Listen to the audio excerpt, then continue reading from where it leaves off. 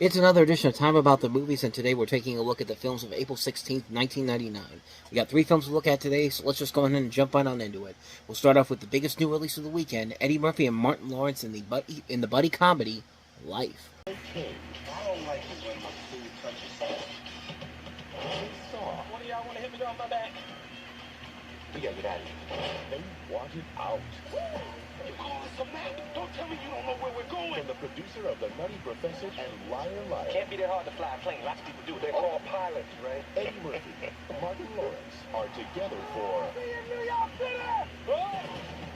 Life. Rated R. Starts Friday, April 16th at theaters everywhere.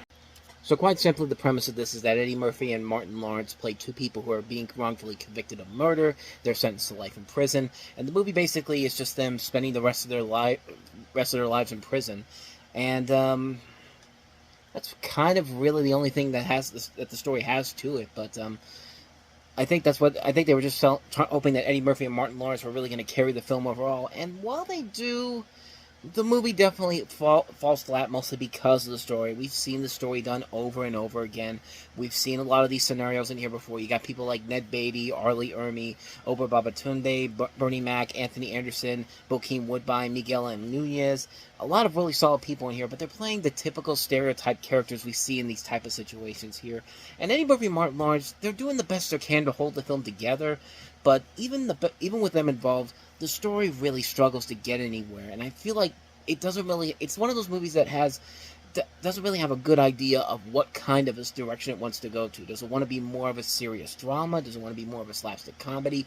It tries to balance itself out, but I don't think the script is strong enough to really carry it all the way through. I really think this is a film that could have been done a whole lot better with a better script. The direction by Ted Demme, who gave us The Ref, is fine.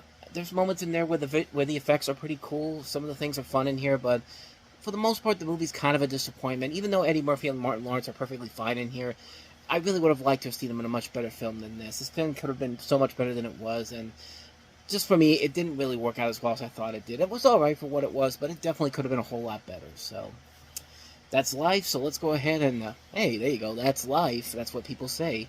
I'm sorry for that. But let's go ahead and move on to the next movie, and that is Robert Altman's film, Cookie's Fortune. To get away with murder. What are you eating? Nothing. Cookie's Fortune. Did you eat yet? Yeah. Want some seconds? A Robert Altman film. This is an ensemble comedy in which you have a dysfunctional family in small-town Mississippi and their various responses to the suicide of their wealthy aunt, some of them turning criminal. You see Glenn Close, Julianne Moore, Liv Tyler, Patricia Neal, Charles S. Dutton, and Chris O'Donnell among the cast, as well as Lyle Lovett and Ruby Wilson.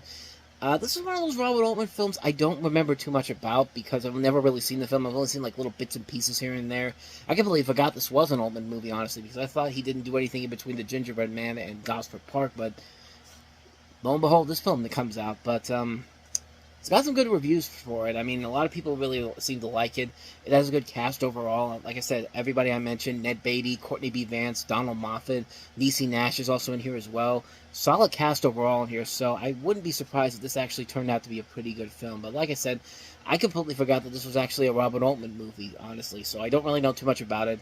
Thought it was, the little bits that I seen, I thought were pretty alright for what I saw, but I need to see the whole film to really get a full grasp of it, so with that said, that is Cookie's Fortune, so let's go ahead and move on to the last film we have here, and that is Goodbye Lover.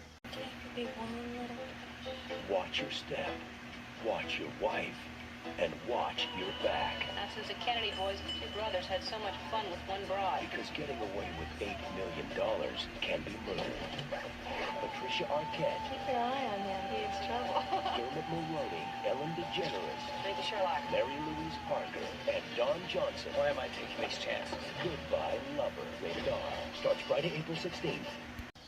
Another one of those movies that was trying to be kind of like the new Pulp Fiction. We were still kind of in the grasp of ripping off one of the most successful movies of the time. And this film definitely feels like it was trying to do that. You have a murder plot surrounding an alcoholic advertising agency worker and his adulterous wife. You have Patricia Arquette, Dermot Mulroney, Don Johnson, Ellen DeGeneres, and Mary Louise Parker among the cast, as well as Alex Rocco, and Ray McKinnon, John Neville, Andre Gregory, Vincent Gallo, and it really did feel like it was trying to copy the formula that did come from Pulp Fiction. Not to mention, this had a situation where the ending had to be changed, which consisted of Patricia Arquette's character getting away with all the money and Rita, the officer, dying in. So they had to change that around. So it's a film that feels like it has a lot wrong with it in terms of the story. It doesn't really have a connection to where it wants to go, and I don't know. I haven't seen it in full, so I can't really say for certain, but this trailer did not make me really want to see this film, honestly. It just looks like another bad Pulp Fiction ripoff, So anyway, that is Goodbye Lover. So with that said, we wrap up another edition of Time About the Movies. Next time we meet, we'll have 4 movies to look at, including Billy Bob Thornton, John Cusack and Angelina Jolie in Pushing 10, David Spade starring in the comedy Lost and Found, David Cronenberg's Existence, and also the comedy Election with Reese Witherspoon and Matthew Broderick. So we'll take a look at those movies next time. But until then, thank you very much for watching, and if you want to see more videos like this, please hit the playlist on the next page, check out the previous episode, and also don't forget to hit the like and subscribe button if you want to see more videos like this on this channel. So with that said, I am off. I will see you guys next time, and until then, as always, take care.